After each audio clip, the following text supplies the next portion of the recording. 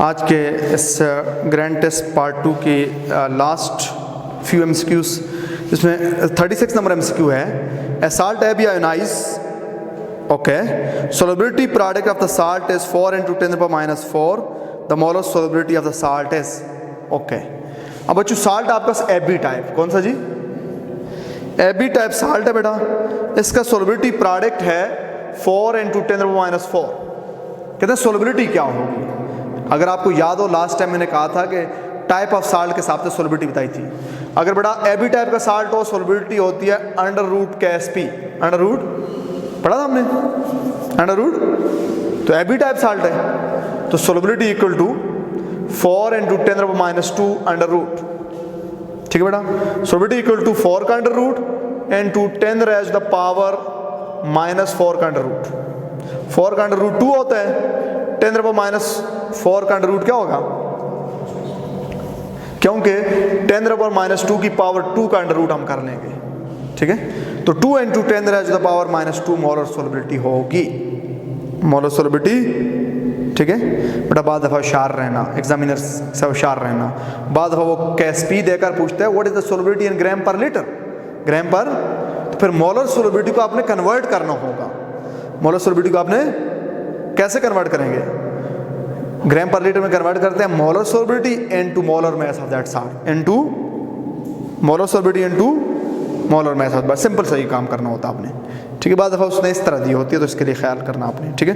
कोई ऑप्शन बच्चों ऐसा B option? The relative energy of 4s 4p and 3d are in the order. बेटा कैसे निकालेंगे? n+l निकालेंगे, n+, जिसकी n+l कम होगी पहले, फिर ज़्यादा, फिर ज़्यादा। तो बेटा इसने उल्टा दिया हुआ है, कौन सा ऑप्शन जी? देखो 4s की n+l क्या है? 4s की n+l 4 है, 3d की 5 है, 3d की और 4p की भी 5 है। जब 2 की बराबर आए तो जिसकी n की कम हो उसकी पहले होती है जी। तो 4s energy is less than 3d which is less than, तो b is our correct option जी। But MCQ number 38, which of the following is the mathematical form of Moseley law? बेटा मोज़ले लॉ क्या कहते हैं? Under root frequency is equal to a n to z - b n to z minus, यही बात बच्चों, ऐसा ही है। b स्क्रीनिंग कांस्टेंट और a कैरेक्टरिस्टिक्स होता है मेटल का पर्टिकुलर, ठीक है। अब बेटा इसको आप स्क्वायर ले लो, सारे को स्क्वायर ले लो, तो v equal to a square n to z - b square. हो सकती है बात, जब 2 हो गए तो तीसरे पे जाने की जरूरत नहीं, तीसरा लाजमी होगा। इसको ओपन किया हुआ फार्मूले को, v equal to a square z का स्क्वायर प्लस b का स्क्वायर -2zb -2, ऐसी बात है बच्चे। a को अंदर ले जाओ बेटा, frequency equal to a square z square plus a square b square minus 2a square zb, ये से गलती हुई है, ये zb 2zb zb, ये से गलती हुई थी, बड़ा सेंस बनता है। तो क्या ऑप्शन बनेगा? हाँ लफ्ज़, वरना हमने सिर्फ ये पढ़ा होता है। पेपर बड़ा अच्छा हुआ जी, पता चला जी नहीं हुआ जी। The radius of beryllium 3 ion s, the radius of beryllium 3 ion s. बेटा जब ये पूछा जाए ना, इसका मतलब होता है फर्स्ट रेडियस। ये तो वैसे भी फर्स्ट एक इलेक्ट्रॉन है ना, बेरिलियम का एटॉमिक नंबर 4 है, 3 निकले हुए हैं, ठीक है। तो बेटा रेडियस का क्या फार्मूला होता था जी? अगर आपको याद हो तो रेडियस का फार्मूला होता था 0.529 एंगस्ट्रॉम n to n का square divided by z, n to n का स्क्वायर डिवाइडेड बाय, ऐसा ही है जी। तो radius of beryllium plus 3 ion s, गौर करो बेटा। बेटा अब चूंकि शेल पहला ही है, एक ही इलेक्ट्रॉन है, बेरिलियम का एटॉमिक नंबर 4 होता है, 3 निकले हुए, एक इलेक्ट्रॉन है, पहला ही शेल है, ठीक है। तो हमारे पास n की वैल्यू तो 1 ही हो जाएगी। r इक्वल टू 0.529 और बेरिलियम का एटॉमिक नंबर क्या होता है? 4 एटॉमिक नंबर। अगर बेटा इसको मैं ये 52 होता तो ये आंसर बन जाता 13, क्या जी? 0.132। देखो ना सॉल्व होता है ना, ये 52 होता तो क्या बनता? 13, ऐसा ही है। तो बेटा 9 को 4 से डिवाइड करो, 2 आ जाएगा, ठीक है। तो बेटा ऐसा कोई ऑप्शन है या नहीं है? कैलकुलेशन की समझ आइए, सिंपल 4 से डिवाइड कर दिया। बट इसके साथ ही अच्छा एक रहता है, ये MCQ नंबर था 39, the 40 and the last MCQ that is 0.1 mole of barium chloride is mixed with 0.2 mole of sodium phosphate, the maximum number of mole of barium phosphate that can be found as. Okay बेटा बहुत ही आसान बात है जी, क्या बहुत आसान बात है। पहले आपने सिर्फ बैलेंस केमिकल इक्वेशन लिखनी है।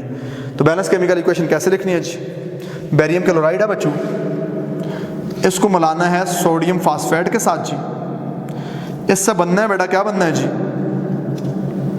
बेरियम फास्फेट बनना है जी, और साथ सोडियम क्लोराइड बनना है जी। ठीक है बेटा, आप इसको बैलेंस कर देना। कैसे बैलेंस करेंगे जी, बेरियम उधर 3 है, इधर 1 है, तो यहाँ पे 3 लगाएंगे जी। क्लोरीन 6 हो गए, तो बेटा फास्फेट यहाँ पे 2 हैं, तो यहाँ पे 2 लगाएंगे। सोडियम भी 6 है, तो यहाँ पे 6 लगा देंगे, बैलेंस हो गया। ठीक है, आपने इक्वेशन बैलेंस कर दिया। आप जरा गौर करें बेटा, 0.5 मोल इसके 0.5 मोल हैं जी, और इसके 0.2 मोल हैं। कितने जी, ठीक है, इसके 0.5 मोल है, इसके बेटा बड़ी आसान बात है, देखो गौर करो, इसके 2 मोल के लिए इसके कितने मोल मिल रहे हैं 3, इसके 0.2 के लिए कितने मिलेंगे 0.2 के लिए 3 मिल रहे हैं, तो 0.2 के लिए कितने मिलेंगे 0.5 में से 0.3 मिलेंगे, 0.2 वैसे रह जाएंगे। अब देखो इसके सारे कंज्यूम होंगे, इसके सारे कंज्यूम, बेटा इसके 2 मोल से इसके कितने मोल बन रहे थे 1, तो बेटा 0.2 से कितने बनेंगे, 2 से 1 बन रहे थे, तो 0.2 से कितने बनेंगे। कुछ समझ आइए, कैलकुलेशन की जरूरत नहीं है, ट्रिक्स है। पहले आपने लिमिटिंग रिएक्टेंट देखना है कौन सा है। देखो बैलेंस इक्वेशन लिख दी बच्चे, अब ये 2 मोल के लिए 3 मोल रिएक्शन करते थे, तो इसके 0.2 के लिए 0.3 करेंगे, यानी ये पूरा 0.2 कंज्यूम हो जाएगा, इसके 0.3 कंज्यूम होंगे, 0.2 बच जाएंगे, तो प्रोडक्ट लिमिटिंग से बनता है प्रोडक्ट। तो इसके 2 से 1 बनता था, तो 0.2 से कितने बनेंगे जी, 2 से 1 बनता है, तो 0.2 से 0.1 बनेगा।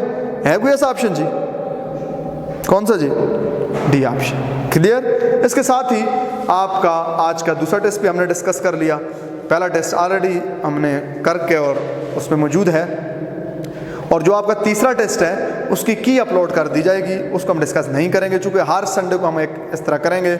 और ये जो डिस्कशन करते हैं, इन डिस्कशन के पॉइंट को माइंड में रखते हुए कहीं पे अगर किसी को कोई प्रॉब्लम हो उसमें, तो मेरे साथ इंडिविजुअल मेरे नंबर पे कांटेक्ट कर सकते हो। और एक और बात भी याद रखें, बाद दफ़ा किसी को अगर जवाब ना मिले तो आपने परेशान नहीं होना, बाद दफ़ा मैं मसरूफ़ होता हूँ, लेकिन मैं आंसर करता हूँ जब भी मुझे मौका मिलता है। ये नहीं कि मैं आंसर नहीं करता, जब भी मुझे मौका मिलता है तो मैं आंसर करता हूँ। आप ऑलवेज वॉइस मैसेज में सवाल पूछ सकते हैं। Thank you very much.